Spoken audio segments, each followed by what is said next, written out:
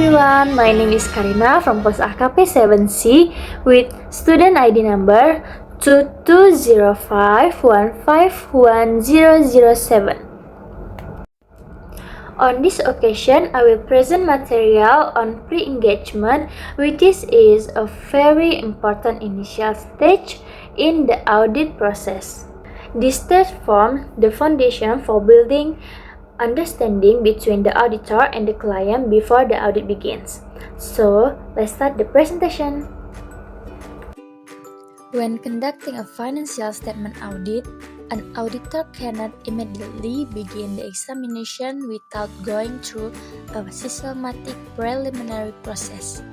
This preliminary process is known as the pre-engagement stage or the stage prior to the audit assignment. The pre-engagement stage is the initial phase in the audit process that is carried out before the auditor officially accepts the audit assignment from the client. At this stage, the auditor conducts a series of preparatory and evaluation activities to ensure that the assignment to be carried out can be performed professionally, objectively, and in accordance with applicable auditing standards. The next is pre-engagement objective.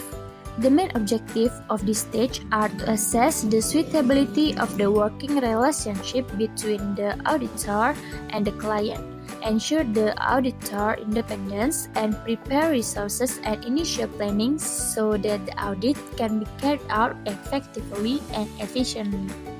Stage in pre-engagement including 1. Analysis of acceptance and continuity of the relationship with the client. 2. Allocation of hours and other planning. 3. Engagement letter. 4. Assignment letter. 5. Statement of independence. 6. Communication between the engagement team. And the last is first year engagement.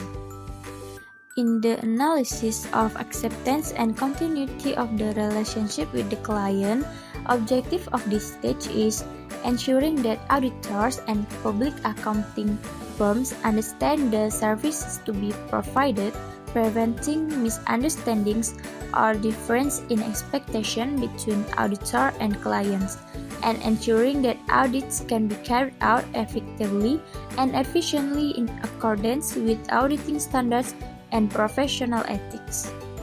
Things to do in analyzing the acceptance and sustainability of client relationship. 1.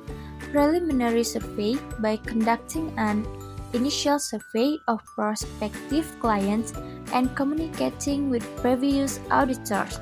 2. Client integrity and risk assessment by evaluating the integrity of the client's management and reputation to assess whether the client is acceptable, as well as conducting a risk analysis.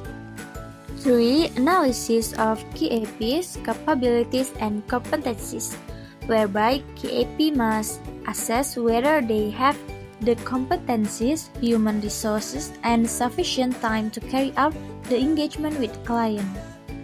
4. Evaluation of compliance with professional ethics by ensuring that the KAP and personnel involved can comply with the provisions of the professional code of ethics and have no conflicts of interest with the client. 5. The decision to accept or continue the relationship based on the result of the risk analysis and acceptance. The CPA will decide whether to accept new clients or continue the relationship with existing clients. 6. Documentation of client business understanding by recording in detail the client's business and condition as a reference for the audit so that the auditor can identify important matters that affect the audit. Other planning allocation including: first, determination of audit scope and objective by defining the areas, types of work, and audit objective to be achieved within the 2 years of available resource. Second is risk assessment and audit strategy by planning a risk-based audit strategy that has been identified in the engagement phase. The third is logistic and resource arrangement by arranging technical, administrative, and other support needs such as audit application, for example at Kelas, to support the implementation of the audit. 3. Engagement letter. A letter of engagement is an official document between the director and the client that contains an agreement on the terms and conditions of the audit to be carried out. This letter covers the purpose of the audit, the responsibilities of each party, the scope of the audit, and the form of the report. The letter of engagement ensures that there are no mistakes in the document from the city on the printed internship paper. 4. Assignment letter. A letter of assignment is an official document issued by an agency or auditor leader as the basis for granting authority and assigning tasks to the audit team to carry out an audit. The assignment letter specifies who is assigned the task, the scope, objective, and authorization of the audit activities. 5. Statement of Independence. A statement of independence is an official document prepared by auditors to declare that the auditor or audit team is free from influence, has no conflict of interest, and is impartial to all parties during the audit.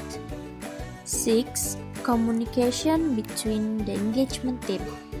In the early stage of pre-engagement, all members of the engagement team hold discussion to identify the main risks in the audit, potential clients, and technical issues that may arise.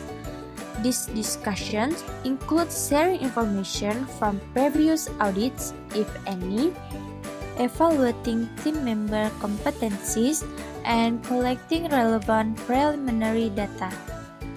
7. First-year engagement.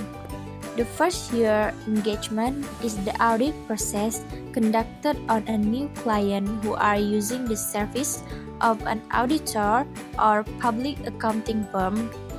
This stage is important to ensure that the auditor has adequate understanding of the client's opening balance and accounting policies so that the audit can be conducted appropriately and in accordance with standards.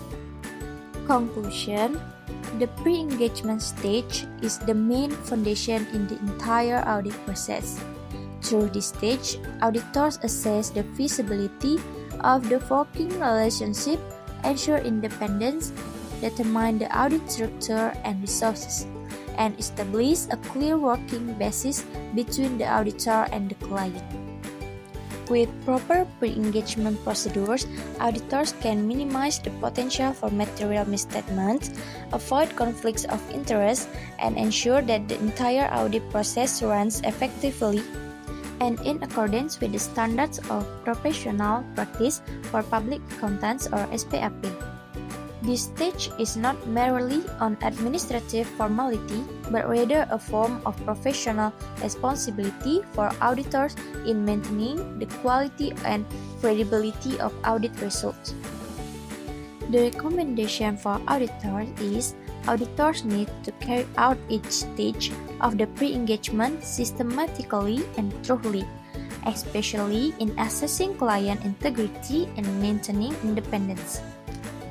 Public accounting firms are also advised to update their internal policies and conduct ongoing trainings so that the entire team understands the importance of this stage in maintaining audit quality and the reliability of audit results.